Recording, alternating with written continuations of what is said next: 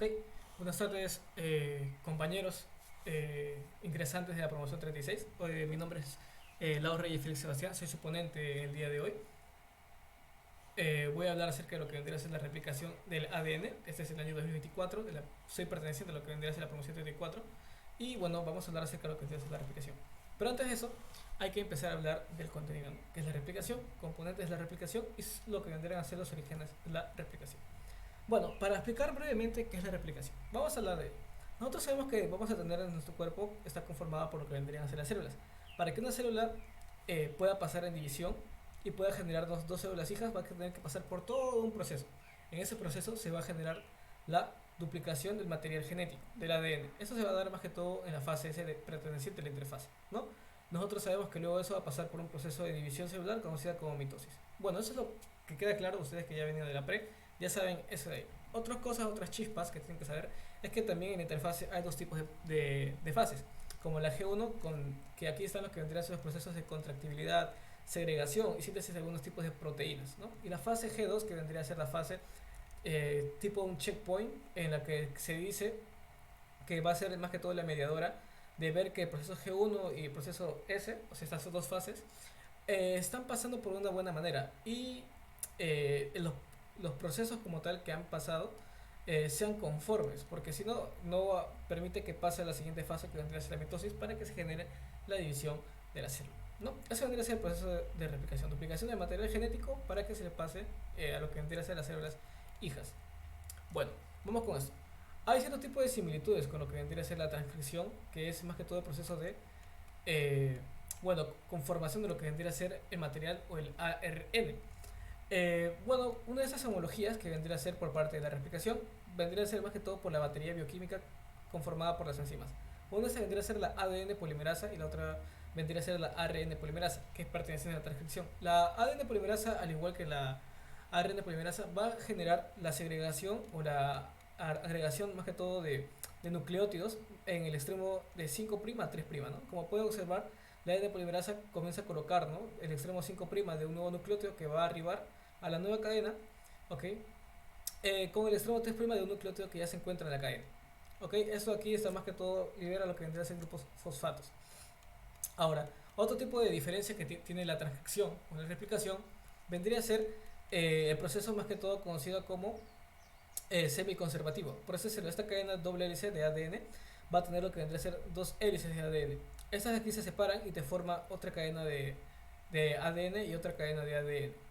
Estas de aquí, estas nuevas cadenas, van a ser pertenecientes a la madre. Es por eso que se va a conservar un poco de ese material genético. Es por eso que se dice que es semiconservativo. Cada cadena de ADN va a poseer un fragmento de la madre. ¿Ok? Una cadena. Y la nueva cadena que se está segregando, o sea, que se está replicando, va a ser igual, va a tener el mismo contenido por complementariedad de bases, ¿ok? Por esa ecuación de Watson y Crick que ustedes han llevado ya, que es de adenina con timina y de guanina con citosina. Pues por esa misma complementariedad de bases se va a formar una cadena igual, ¿no? Que va a ser igual a la cadena madre, esa que es de amarilla, ¿ok? Bueno, eso vendría a ser por parte de esas características, ¿no? Otras características o diferencias que va a tener con lo que vendría a ser la transcripción, vendría a ser que en la transcripción, todo el momento de generar la transcripción de una molécula de ADN para generar los ARN, es que la doble hélice se va a abrir de una forma transitoria, ¿no? Una forma temporal. Por lo tanto, no forma lo que vendría a ser el transcripto. A diferencia de lo que vendría a ser la replicación, la doble hélice como tal se separa todo y no se vuelve a unir, sino que se separan para conformar dos dobles cadenas hélice como tal. ¿Ok? Otro tipo de diferencia es que en la replicación se replica todo el contenido del material genético, a diferencia de la transcripción que vendría a ser que solamente se da en cierto tipo de puntos o sitios activos, sitios específicos, ¿no? Que ustedes ya lo han visto de seguro. ¿Ok? También decir que la replicación va a generar, va a necesitar más que todo de una batería mayor, ¿ok?, de enzimas, una batería bioquímica más grande a comparación de la transcripción. Ok, ahora vamos a hablar de las características. Bueno, ya dije por qué es semiconservativo y complementario. Ahora explicar por qué es bidireccional. Se dice que es bidireccional más que todo porque la horquilla de replicación va en direcciones divergentes. Ok, una de estas vendría a ser que una horquilla se va en direcciones diferentes. Ok, asimétrica porque va a poseer dos tipos de cadenas, una cadena continua y una cadena discontinua. Esas vendrían a ser las características que va a tener la replicación. Ok, ahora los componentes de la replicación. Nosotros vamos a tener diferentes tipos de enzimas necesarias en cantidad para formar lo que vendría a ser el proceso de replicación. Una de estas vendría a ser la ADN primasa. Ok, acuérdense esta ADN primasa que va a ser muy importante porque va a sintetizar una molécula de nucleótidos conocido como cebador. Y este cebador nos va a dar el primer paso para hacer lo que vendría a ser la replicación. Ok, va a haber una abrazadera deslizante también que va a permitir que la ADN polimerasa otra enzima se mantenga unida a lo que vendría a ser la molécula de ADN y no se pueda separar de esta, porque esta tiene esa capacidad, ¿no? También vamos a tener una enzima conocida como la ligasa, que va a unir lo que vendría a ser los fragmentos de Okazaki, o sea, los fragmentos de la cadena discontinua con la cadena continua. O sea, el extremo 3' de la cadena continua con el extremo 5' de la cadena discontinua. Y una proteína conocida como la proteína SBB, que mantiene separadas estas moléculas de ADN. ¿Ok? Otros tipos de componentes, vendría a ser la ADN polimerasa, la enzima que comienza a unir, o bueno, a colocar o a arribar los nucleótidos, más que todo en el extremo 3' del cebador, para formar lo que vendría a ser el replicón, ¿no? Ese primer fragmento de lo que vendría a ser el origen de replicación. ¿Okay? Necesita de lo que vendría a ser un cebador, requiere, bueno, lo que vendría a ser de una cadena de ADN molde, ¿no? La helicasa, que es la que separa estos puentes de hidrógeno, que ustedes ya lo han visto tal vez, ¿no? De esta doble cadena de ADN. La topoisomerasa, que va a haber dos, una topoisomerasa 1 y una topoisomerasa 2. La topoisomerasa 1 que va a ser perteneciente más que todo a la transcripción y la topoisomerasa número 2 que va a ser perteneciente más que todo al proceso de replicación. La topoisomerasa número 1 es más que todo de corto alcance, ¿no? Corta una de las cadenas de ADN, mientras que la 2 corta las dos cadenas y es de un mayor alcance. ¿Ok? Eso es más que todo por parte de lo que vendrían a ser las enzimas. Ahora, vamos a hablar más que todo del proceso bioquímico, biológico que hay dentro de lo que vendría a ser los orígenes de replicación. Ok, ustedes que van a leer su libro Robertis, va a estar a merced de esta imagen de aquí. Ok, los orígenes de replicación. Estos orígenes de replicación son lugares donde van a empezar lo que vendría a ser el proceso de replicación. Y está más que todo dado por cierto tipo de nucleótidos o cientos de nucleótidos, pero cada tipo o cada origen de replicación va a contener lo que vendría a ser algunos nucleótidos en común, que vendría a ser el complejo ARS, que va a ser 11 nucleótidos en común de cada origen de replicación. Y si ustedes pueden dar cuenta, se forma como una burbujita, ¿no? Esa burbujita que están viendo ahí se conoce como la burbuja de replicación, ¿no? Y si pueden dar cuenta, algunos orígenes de replicación aparecen antes, otros aparecen después, otros, bueno, así sucesivamente, ¿no? Y esto sucede más que todo por el grado de enrollamiento que puede tener esa cadena de ADN. Si está más enrollado, se va a demorar más en formar ese origen de replicación, ¿no? Pero al final, entre ellos, comienzan a agregarse, si se dan cuenta, y forman una horquilla un poco más grande, ¿no? Una burbuja más grande, ¿no? Y bueno, ¿cómo se da este proceso para ser un poco más específicos de forma molecular? Principalmente a través de lo que vendrían a ser las proteínas. Una de estas vendría a ser el complejo ORC, Origin Recombinant Complex. Este de aquí, esta proteína de ORC, se le va a unir a algunas moléculas pertenecientes, sintetizadas más que todo, en lo que vendría a ser la fase S de la interfase, como la MCM y la CD6CP. Estas se van a unir a este complejo de ORC y te va a formar lo que vendría a ser el complejo pre-replicativo. Ah, interesante, este complejo pre-replicativo. Y luego va a ser activado por una SPF, que vendría a estar también segregado o sintetizado en la fase S de la interfase. Y te forma lo que vendría a ser el origen de replicación, ¿no? Este origen de replicación. Interesante, ¿no? Decir que este complejo ORC va a ser sintetizado en la fase G2, en el checkpoint, ¿no? Y bueno, así es como se forma lo que vendría a ser este principal factor de los orígenes de replicación. Ahora, para ser un poco más exactos, una vez que se ha formado los orígenes de replicación, nos va a dar dos tipos de cadenas, una cadena adelantada y una cadena atrasada. ¿Cuál va a ser la diferencia? Vamos a observar que la cadena adelantada, que es 3', bueno, va a empezar en 3' hasta 5'. En ese sentido se va a dirigir, ¿no? Y como sabemos, la ADN polimerasa, al requerir de un cebador, el cebador le va a dar el extremo 3' con su complementariedad, que vendría a ser este 5'. El ADN polimerasa, en la cadena adelantada, que vendría a ser el delta, comienza a colocar lo que vendría a ser los nucleótidos complementarios y nos forma lo que vendría a ser el replicón, ¿no? O sea, fragmento de ADN replicado. Ah, interesante, ¿no? Entonces, aquí no ha pasado nada. Aquí es completamente normal porque la ADN polimerasa tiene su extremo 3' que le puede dar ese tipo de nucleótidos.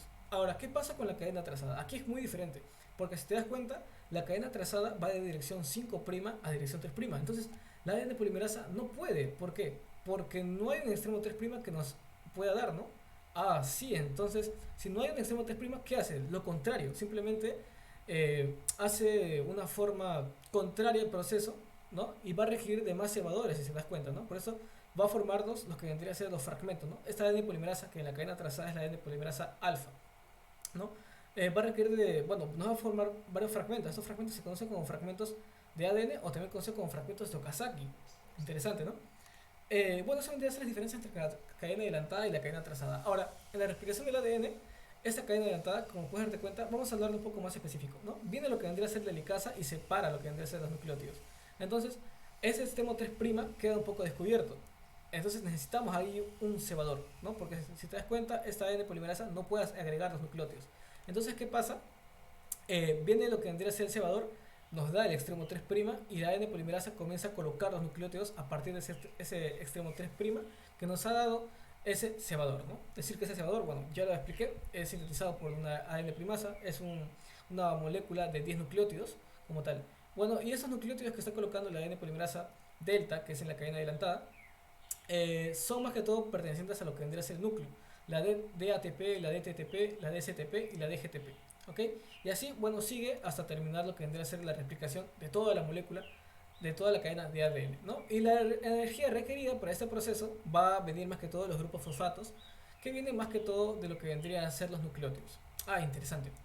Ahora, la replicación de ADN en la cadena adelantada va a estar mediada también por otro tipo de enzimas, por una abrazadera deslizante.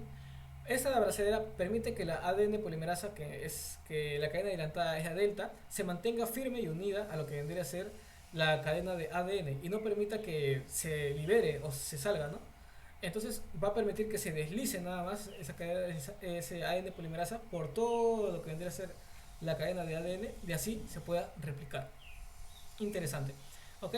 Una vez que ya ha replicado toda la cadena de ADN, se libera esta abrazadera deslizante y esta ADN polimerasa, ¿no? Pero aún va a quedar lo que vendría a ser el cebador. Entonces, este cebador va a ser escindido por una nucleasa reparadora.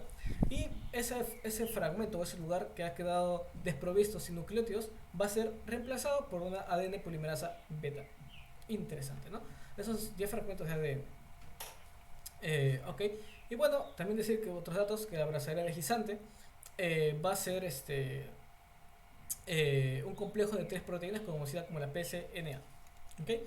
Bueno, en lo que conviene a la replicación de ADN de la cadena retrasada es simplemente lo mismo. La única diferencia de aquí es que la cadena de retrasada va a ser al revés del proceso. Por así decirlo, vamos a tener lo que vendría a ser el cebador, que va a ser sintetizado por la ADN primasa. Pero aquí no se necesita un solo cebador, se necesitan varios cebadores, ya que se va a formar varios fragmentos de Okazaki. ¿Ok? Entonces, este cebador se une a lo que vendría a ser, bueno, lo hace de forma opuesta, lo que vendría a ser el proceso. Y bueno, luego viene lo que vendría a ser la ADN polimerasa alfa, ¿ok? Y comienza a agregar los nucleótidos desde el extremo 3'. Y comienza así a replicar todo lo que vendría a ser la molécula de ADN, pero no en forma lineal, sino en forma de fragmentos, ¿no? Bueno, la diferencia de aquí está en que se conoce como cadena retrasada, porque cada vez que se termina de sintetizar una cadena adelantada, cada cierto tipo de nucleótidos, cada cierto tipo de cantidad, se forma recién un fragmento de la cadena retrasada. Es por eso que se dice que es retrasada, ¿no? Ok. Y bueno, también explicar desde que este mismo complejo va a estar conformado por una nucleasa reparadora, también por también va a tener lo que vendría a ser una abrazadera deslizante, ¿no? Una nucleasa reparadora y ADN polimerasa beta. O sea, cumple los mismos procesos, por así decirlo. La, este, la abrazadera deslizante va a permitir que la ADN polimerasa alfa se mantenga unida, ¿no? Aquí igualmente la cadena retrasada. ¿Okay? Una vez que ya ha terminado de sintetizar esos fragmentos como tal, se libera lo que vendría a ser esta abrazadera deslizante y la ADN polimerasa beta también se sale, ¿no? Se libera. Entonces va a quedar también el mismo cebador, que va a ser escindido por una nucleasa reparadora, y va a ser reemplazado ese lugar de fragmentos nucleótidos por lo que vendría a ser un fragmento de ADN sintetizado por la ADN polimerasa beta. ¿Ok? Y bueno, eso vendría a ser la diferencia con lo que vendría a ser la cadena retrasada. Si mal no, ustedes creo que ya han leído, se puede explicar de que hay una diferencia de 4 segundos en la que la ADN primasa segrega lo que vendría a ser un cebador, segrega lo que vendría a ser los 200 nucleótidos por parte de la ADN polimerasa alfa, ¿ok? Ese es otro dato que tienen que saber, está en su libro. Y bueno, eso es lo que vendría a ser la parte final de la replicación del ADN. Es un tema bastante bonito, ¿ok? Los libros que yo he utilizado vendría a ser Biología Celular y Molecular de Robert, ese es un muy buen libro, tiene las chispas, las fijas, y otro libro que vendría a ser bastante necesario si es que quieren profundizar en uno que otro tema, vendría a ser Biología de Carr, aunque también hay otros libros como el Albers, el Owdish, Paniagua, que también son muy buenos, pero para este tipo de procesos recomiendo esos dos libros porque son muy buenos, ¿no? Y bueno, eso sería parte de todo. Bueno, sin más que decir, muchas gracias. Hasta luego.